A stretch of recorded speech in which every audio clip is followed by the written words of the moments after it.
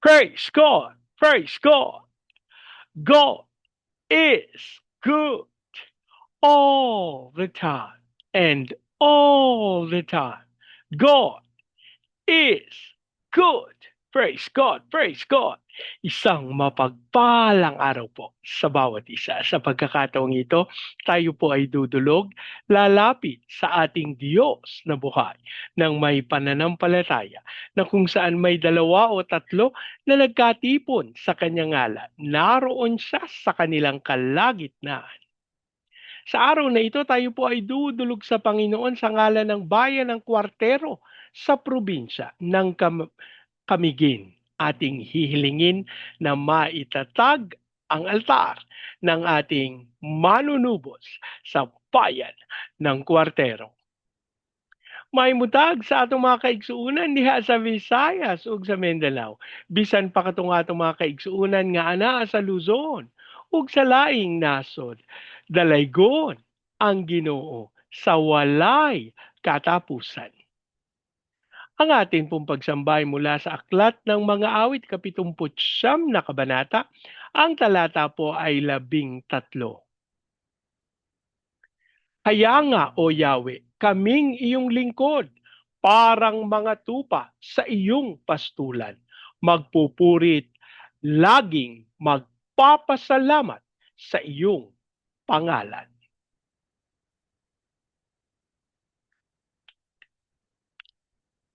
Kaya nga, O Yahweh, kaming iyong lingkod, parang mga tupa sa iyong pastulan. Kaya nga, O Yahweh, kaming iyong lingkod, parang mga tupa sa iyong pastulan. Magpupuring langit, magpapasalamat sa iyong pangalan. Magpupuring langit, magpapasalamat sa iyong pangalan. Ama naming Diyos na makapangyarihan sa lahat, kami po'y nagpapasalamat sa pagkakataon na minsan pang makadulog at makalapit sa iyong banal na harapan. Ama, kami po'y nagpapakumbaba, humihingi ng tawad sa lahat naming pagkakasala at aming idinadalangin sa iyo ang aming mga kaisipan, ang mga nilaman ng aming mga puso na hindi nagbigay kaluguran sa iyong pangalan.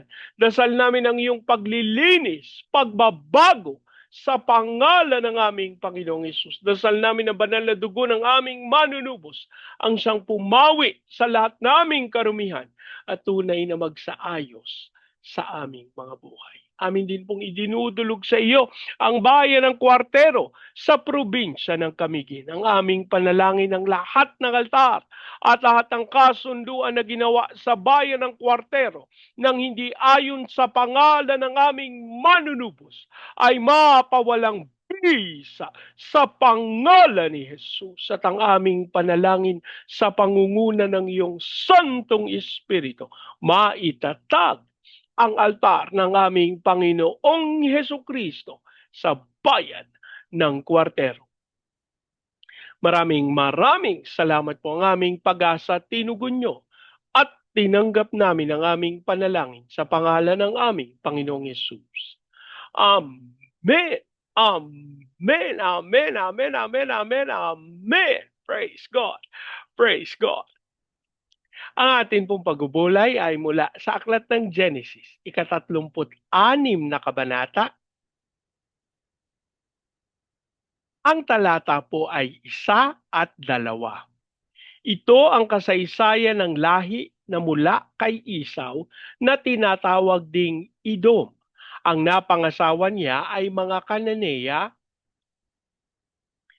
si Ada, anak ni Elon na Heteo, si Aholibama, anak ni Ana, at apo ni Sebion na Hivita.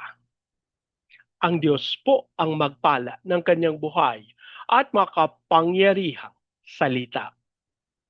Sa bahagi pong ito ng banal na kasulatan ay ating matatagpuan kung paanong itinatag na ang napangasawa ni Esau ay mga Kananeya. At kung atin pong maaalala sa Genesis chapter 26, verse 34, nalungkot si Raquel, nalungkot si Rebecca. Sinabi niya kay Isaac, sabi niya, ano ba naman tong si Esau? Nag-asawa ng Kananeya. Hindi ko makakaya ito. Kaya ang sabi niya, kaya si Jacob, hindi ako papayag na mag-asawa siya ng Kananeya. Dapat doon siya kumuha sa kapatid kong si Laban. At iyon nga po ang naganap. Si Esau po na tinawag ding Edom ay nag-asawa ng nakasasakit sa kalooban ng kanyang mga magulang at higit sa lahat sa Panginoon. Mga kapatid, ito ay dapat na maging panuntunan para sa mga kumikilala at naglilingkod sa ating Diyos na buhay. Hindi tayo marapat kumuha ng kapareha na hindi itinakda ng ating Diyos na pinaglilingkuran. Ito po ang kadahilanan kung bakit napakaraming mga pastor ang napakahigpit sa kanilang mga nasasakupan na sinasabi, o huwag kayong mag-aasawa ng hindi mananampalataya, o huwag kayong mag-aasawa ng hindi natin kasama sa simbahan. Ito po ay hindi dahil sa kaisipan na ayaw nating malahian ng iba. Ano po? Kung hindi, ang kaisipan na tinataglay ng mga tagapanguna ng simbahan ay katulad ng kaisipan na tinataglay ng kahit na sinong magulang na ayaw na ang kanilang mga anak ay malagay sa alanganing sitwasyon, lalo na po kapag ka nag-asawa ka nang hindi mo katulad ng pananampalataya, paano pag nagkaanak kayo? Saan nyo dadalhin na simbahan? Alam niyo po, isa yan sa problema ng maraming mga kapatid natin na nag-asawa ng hindi kasama sa simbahan. Ngayon po, ayun, awa ng Diyos. Yung iba hindi na nagsisimba. Kasi nalilito sila kahit sa kanilang mga sarili. Saan ko pagsisimbahin yung anak ko? Ako dito nagsisimba. Yung mister ko doon nagsisimba. O paano na yung aming mga anak? O hindi po ba? Ayaw natin na maganap yan. Paano, Bernie? Ang tagal-tagal ko nang gustong-gusto tong aking partner. Sinagot ko na. Aba, kapatid, kung sinagot mo na, marapat mong ihatid sa paanan ng ating Panginoon. Kasi alam niyo po, ang ayaw natin, yung later on, magkakaroon tayo ng problema sa pananampalataya. Ang ayaw natin, yung later on, magkakaroon tayo ng problema saan natin ihahandog? Alam niyo po, may mga kakilala rin ako na sila ay nagkaroon ng mga kabiyak na hindi mananampalataya sa simula, pero kanila pong tsinaga at inihatid sa paanan ng Panginoon at sa kabutihan, kalooban, awa ng Diyos yung kanilang mga kabiyak naglilingkod sa Panginoon. Napakaganda po kung ganun ang mangyayari. Ano po? Kasi tinanggap nila yung katotohanan ng ating paglingkod, ng ating pagsamba. Sinunod nila kung ano yung ating pinananampalatayanan. Ako po, isa po yan sa mga panuntunan na sinasabi ko. Ano po, na kung ikaw, kapatid, magkakaroon ng kabiyak na hindi mananampalataya, ihatid mo sa katotohanan ng salita ng Diyos. Paano mo ihahatid sa katotohanan ng salita ng Diyos? Ikaw nga na may Biblia, parang isang beses, isang taon mo lang buksan. Praise the Lord. Oh, naalala ko po yung isang lola na binisita ng isang pastor. Sabi nung pastor, bago ho tayo manalangin, inay, baka ho meron kayong Bible dyan.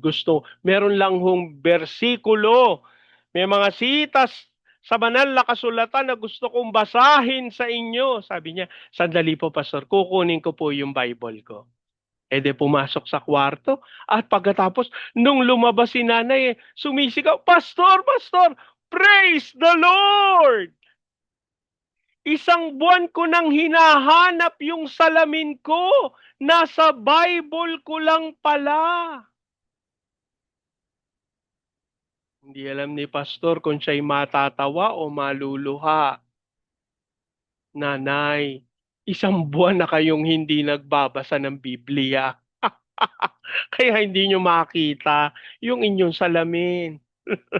Alam niyo po, isang katotohanan, yung mga hinahanap natin, nasa salita ng Diyos. Nanghihina tayo, nalulungkot tayo, may pangangailangan tayo. Ang lahat ng katugunan sa lahat ng ito, matatagpuan natin sa katotohanan ng salita ng Diyos. Bernie, paano naman ako makakatagpo ng pambayad sa kuryente sa Bible? Yung physical po na pera, wala sa Bible.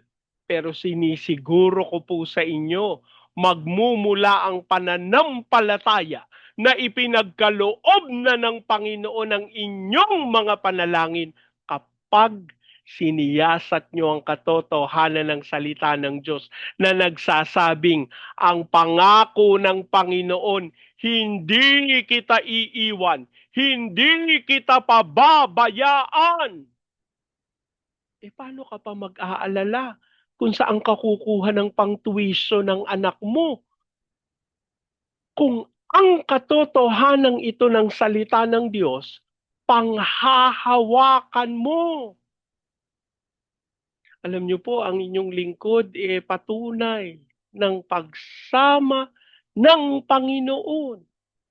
Ang lahat po nang ipinagkaloob ng Panginoon sa akin, ito ay matapos na ako'y makipagkaisa sa Kanya at mabatid ang Kanyang kalooban. Bago lang po tayo mag-pray,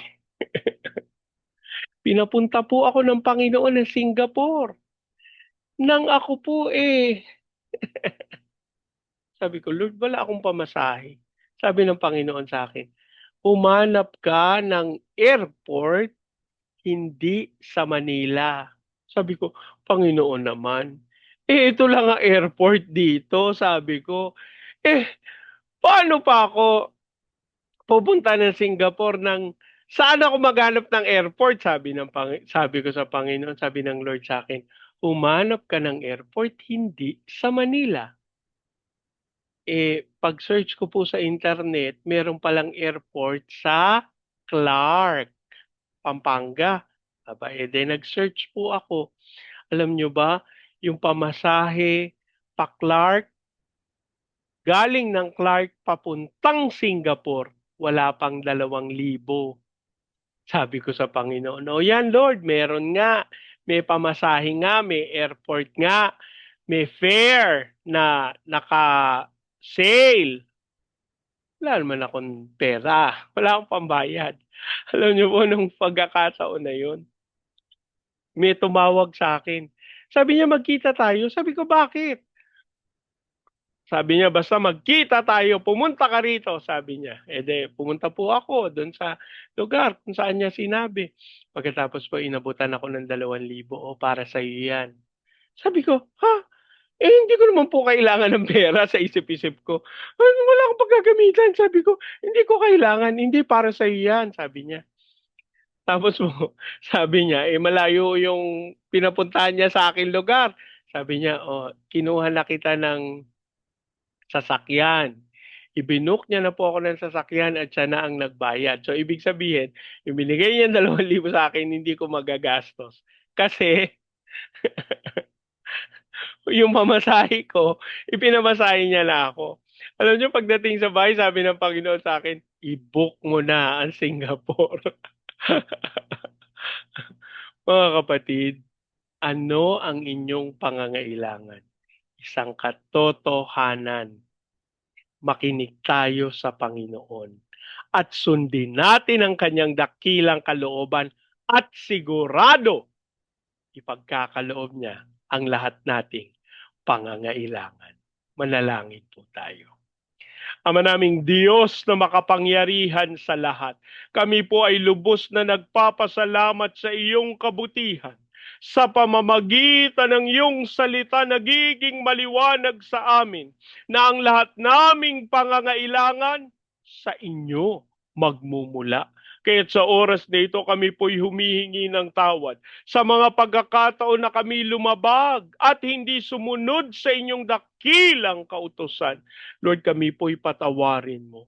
At hayaan mong pagkalooban mo kami, Panginoon, ng kahabagan, lalo na yung mga kapatid namin namang Diyos na pumili ng mga kabiyak na walang pagkilala sa iyo. Sa pangalan ni Jesus, dasal namin na sila'y patawarin mo at hiling namin ang karunungan na nagmumula sa iyo na kanilang maihatid yung kanilang mga partners patungo sa iyong banal na harapan.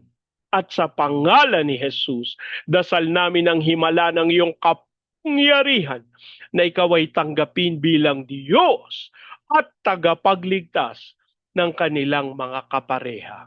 At sa pangalan ni Jesus, kami nananalig, dadaloy ang himala, dadaloy ang iyong kapangyarihan, na ang mga kapatid na ito ay maglilingkod sa iyo ng buong katapatan at susundin ang iyong dakilang kalooban. Ama, amin din pong idinudulog sa iyo ang bayan ng Kwartero sa probinsya ng Camiguin. Ang aming panalangin, ang katawan ng aming Panginoong Hesukristo ay mapagkaisa ng Santong Espiritu. Hiling namin na maitatag ang altar ng aming Panginoong Hesukristo sa bayan ng Kwartero. Dasal namin ang unawaan. Dasal namin ang pagmamahalan. Dasal namin ang kapangyarihan ng Santong Espiritu na dumaloy sa iyong katawan sa bayan ng Kwartero at sa pangalan ni Jesus. We declare the fire of revival na dumaloy sa Baguio City, Cagayan de Oro, Legazpi, Lipa, Manila, Pampanga, Pateros. Kilusan mo po ang mga bayang ito ng may kapangyarihan. Dasal namin ang walang katulad mong kalwalhatian at hiling namin ang pag-unlad na maranasan ng buong Luzon, Visayas at Mindanao. Hayaan mong matupad namin yung tawag mo sa amin to be the launching pad of the gospel, to be a missionary sending country, and to be the America of Asia in the height of its glory. Dasal din po namin ang pagkilos mo sa mga lingkod bayan, katulad ng aming President Marcos, Vice President Duterte, ang Senado, Kongreso, Judiciary, Military, Police, Local Government. We declare the fear of the Lord sa aming gobyerno at dasal namin na walang kasinungalingan ng kaaway ang manatili sa kadiliman kundi mailantad sa kaliwanagan. At sa pangalan ni Jesus, husgahan mo, Panginoon, ang mga gumagawa ng pagnanakaw sa aming bayan. At ang aming panalangin magkaroon ng katuparan ng iyong pangako na ikaw ang magtatanggol sa amin sapagkat nasa iyo ang paghihiganti. Amin din pong idinudulog sa iyo, Panginoon, ang pagsama sa mga misyonero sa iba't ibang panig ng daigdig. Ikaw po ang gumabay, mag-ingat, magbantay, at patuloy na magtanggol upang maipahatid ang iyong salita sa kaduluduluhan ng daigdig. Amin din pong hinihiling sa iyo ang pagsama sa aming mga OFWs na tinawag mo bilang overseas Filipino witnesses. Italaga mo sila, Panginoon, sa paghahatid ng iyong katotohanan sa mga bansa na kanilang kinasadlakan. Dalangin din namin ang pagkilos mo ng may kapangyarihan sa aming mga training agencies, katulad po ng Main Lifeline, Asian Center for Missions, Elijah House Philippines, Church Renewal, Asia Pacific International Institute Studies. Ikaw po ang magkaloob ng pangangailangan ng mga ministeryong ito upang magtagumpay sila sa pagganap ng dakilang kalooban mo. Habang amin din pong idinudulog sa iyo ang mga bansa ng Vietnam, Cambodia, Myanmar, Laos, Thailand, Singapore, Indonesia, Brunei. Lord, ikaw ang kumilos ng may kapangyarihan. We declare the fire of revival sa mga bansang ito as we also speak your fire sa Hong Kong, Macau, Taiwan. Dasal namin ang pagkilos mo ng may kapangyarihan sa Japan, China, South Korea, North Korea, Brazil, Russia, at Amerika. Hiling namin ang pagsama mo sa mga bansang ito at sa mga iglesia ng may kapangyarihan. As we also declare peace over Israel. Maraming salamat po ang aming pag-asa at tinugon nyo at tinanggap namin ang aming panalangin sa pangalan ng aming Panginoong Yesus. Amen. Amen. Amen. Amen. Amen. Amen. Amen. Praise God. Praise God. Lagi po nating tatandaan sa anumang pagsubok, problema, kahirapan, sakit, karamdaman. Tayo'y dudulog, lalapit, tatawag sa Panginoon dahil sa Diyos walang imposible. Sa pagkakataong ito, hayaan niyo pong salitain ko ang basbas ng Panginoon sa inyo at sa inyong sambahayan. I declare the everlasting love of the Father. I declare the unending blessings of the Son. I declare the sweet, sweet, sweet fellowship of the Holy Spirit now and forevermore. I declare this new house and lot with parking, with a new vehicle, and with a flourishing business. In Jesus' name, amen, amen, amen, amen, amen, amen. Praise God, praise God. Hanggang sa susunod po, sama-sama nating ideklara, Pilipinas, God bless you big time. And so we declare, to God be all the glory in Jesus' name. Amen, amen, amen, amen, amen, amen. Praise God, praise God.